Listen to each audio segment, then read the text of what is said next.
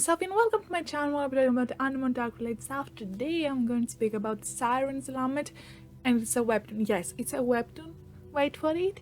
It's okay. It's also in the anime community and it has a great relation with us fans. So yes, webtoons are a part of our anime community. So before I speak more about Siren's Lament, I have to say what's the difference between a webtoon, a manhwa, and a manga. So, without further ado, let's just say about the manga. Manga are mostly serialized in Japan, mostly, and they are from publisher departments that are official, you can say. Weekly Jump is the one that actually publishes a lot of our favorite shonen manga, and mostly manga, like I said, serialized in Japan, and most of the time they're in black, gray, and white. They do not have colors. Colors are only for one page, and to actually show there is a special event, something special. That's the only time they show us color in manga who are serialized in Japan only. Okay, so then we have the manhwa. Manhwa actually have been in writing for the past 4 or 5 years, as far as I'm aware. And most of the time, when you say manhwa, you probably think it will be either from China or Korea. The majority is from Korea. Most of the manhwa that I have read currently are about romance. They have a lot of kind of genre, drama, fight scenes, action, horror, but they always have that romantic plot in them. Not only all the other genre, but there is also that one romantic plot. So technically it's a romance, but with all the other genres as well. And I have to say that they have this quite interesting and beautiful kind of characteristic, and most of the ones that I have currently read about the manhwas have color. Not all of them, but the majority of the manhwas have color. There is actually an app called Webtoon, and I think that most of the webtoons that we are actually calling them like that are based from that. And because of Webtoon, I think everything that seems like a webtoon is now called a webtoon. For example, Solo Leveling is called a webtoon, even though it's not on Webtoon. A webtoon is an app where creators can actually sell their work to other people and either get paid for it or actually allow the people to read it for free. There are some webtoons that you can actually read for free in Webtoon, but there are other webtoons that you have to buy passes or coins in order to continue reading them.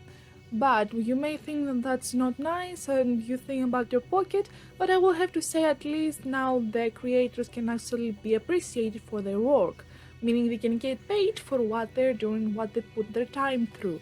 That's what webtoons are. And webtoons, the ones that I have read, are mostly, like 100%, all of them are in color, and one of the best colors that I have ever seen. And for the time being, what I know about webtoons is actually Lore Olympus, Siren's Lament, God of High School, Nobilis, and Tower of God. Yeah. Also, the 3 last that I've just named, they have actually made into an anime because Webtoon and Crunchyroll in 2020 they went into a collaboration and they turned those webtoons into an anime, which actually opened a new world to the anime community, because now that we have the webtoons being, animated, we are actually thinking about what else is going to be animated, and we are actually very hopeful for the future, even though the one that I have in mind, Siren's Lament, 100% will not get animated because for the time being it does not seem like what the crowd wants, right? Who wants a romance into an anime, right? Not many people. Also, I have to say that in webtoons there is no restrictions from which country someone is going to publish their work. And when I say restrictions, is that we have put everything into category: manga from Japan, manhwa Korea and China, and then we have the webtoons that anyone from any corner of the planet can actually publish their work and for them to get known. Apps like Webtoon exist, like Lays also that I am not aware of, and Tapitoon too. Those are the 3 ones that you can actually publish your work and people will get to know you from those apps. Also from Lays you can actually get paid for most of your work in that. That's why actually I cannot afford ladies but they can afford Webtoon. Let's talk about Siren's Lament. So, honestly, Siren's Lament, I finished it recently and I finished it in 2 days. But I have to say that since Webtoon and manhwa came to be known and have been infamous from 4 years ago, my first contract with Siren's Lament was in 2016 when it started to, getting serialized. And at that time, Siren's Lament had only 9 chapters. An ongoing webtoon it was at that time. So unfortunately, even though I read it, I forgot everything about it because I did not bookmark it. Yeah, I did not bookmark it, and so I lost every contract with it. I came in 2021 in order for me to download again Webtoon in order to read it and complete it. And the reason that I re-downloaded because of a friend who told me that he is going to download Webtoon, and I thought, wait, don't you pay for most of the stuff there? But yes, you pay some of the stuff, but not all. There are some good stories that are free. So Siren's Lament, my first connection 4 years ago, and I have to be honest with you guys, from that moment on I really liked it. I really loved it and I wanted to know more about it. And I have to say that the cover was the one that attracted me. In the cover it actually shows the 2 protagonists. From what I remember, I do not know what the cover now shows. Probably I have it right somewhere in this corner and maybe it actually has the 3rd protagonist too. But in the cover that I saw, only the 2 protagonists were shown, which was Lira. I cannot pronounce correctly her name. I was calling her all the time when I was reading the webtoon Lira because it reminded me of the ancient Greek music organ, and I was like, that's not the correct pronunciation, right? And that's why I'm going to call her Lura for the rest of the video. And we have then Ian. Yeah, those 2 are not the only protagonists. We also have So, Pinky, maybe that's not her correct name, I just cannot remember her name right now. And there are some other side characters in the webtoon as well. The creator of Siren's Lament is Insat Miso. Insat Miso is a pen name, and the one cute thing that I found in here is that Insat Miso was actually working with the person who was creating music. Keith, his name was, I do not remember, but Keith actually gave us, in most of the chapters, music to go along with the webtoon. So for me reading it and listening to music, it was very nice and it was very easy for me to read it and complete the whole thing in 2 days. Most of the time that I read webtoons is at night, and because I can focus better with noise or something, I want to hear something in order for me to focus, the music in the webtoon really helped me to complete it in 2 days. The webtoon is not that big, it's around 190 chapters. It's not long, but it's very nice. It actually answers you all the questions that you want, and it has a drama plot that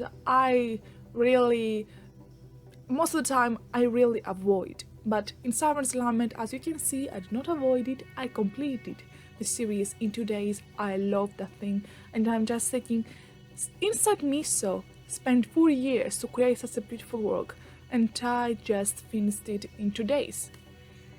Yeah, Siren Lament, as you can understand from the title, Siren, it's not like your typical siren that you actually think of, not the ancient Greek one, the one that will eat you, the half bird, half human female that is going to eat you, that attracts sailors with their voices and then kill them off. That's not, the plot about how sirens are in Siren Lament. Sirens in Siren Lament are actually cursed ex-humans turned into sirens. And let me just explain. So we have a siren and then we have a heartbroken human.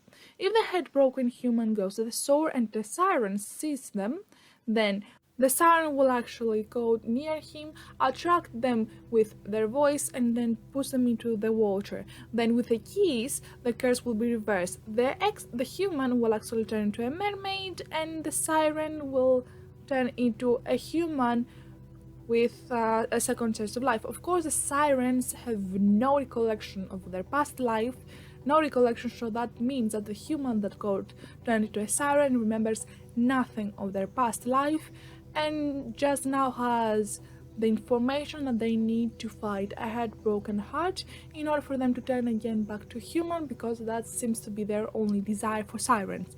Sirens are also said to be lonely creatures. They do not go with groups, but they're only alone. Lone wolves. Of course, they are lone wolves because it's very rare to find a heartbroken heart near the shore or the sea. So Ian is one of those sirens. He meets Laura, who is actually broken-hearted because she loves Shaw, but so has a relationship with Pinky. She goes to the shore. Ian sees her. He tries to pass the curse to her, but he failed, meaning now that the curse actually split between those two. Both of them can walk as humans, but in the sea they can actually turn into sirens. And now what they are trying to do is find a way in order for them to then both of them turn into humans, because Laura does not want to forget about her past. This was the plot of Siren's Lament. I do not want to spoil anything else, so I'm just going to speak about the persons. Laura at the beginning was a little weak for me, but later when I realized her and when I started understanding her, I saw myself in her, and then she became strong, which I really respect in women when they actually can be strong and they can make their own decisions. I love that, and that's why Laura was actually one of my favorite characters in this. So, one of the characters that I really did not very much like at first was So, because when I started reading Siren's Lament, I wanted Laura and Ian to get together and, become a lovey-dovey pair. But something like that did not actually happen because Laura still had those inflicted feelings about Shaw. Yeah, not really. So the beginning was not my favorite character because he had a relationship with the Pinky and he also had emotions for Laura. I really did not like it because when Ian came around, he started feeling jealous, and I was like, dude, if you wanted her, you could win her much earlier. Did you need to bring an Ian into the picture in order for you to realize your true emotions? And those two are actually one of the most densest people. They have emotions for each other, but they cannot understand it. They're dense. They're freaking dense, annoying. But that's all my complaint. If I can actually say about the villains in this story, very well written.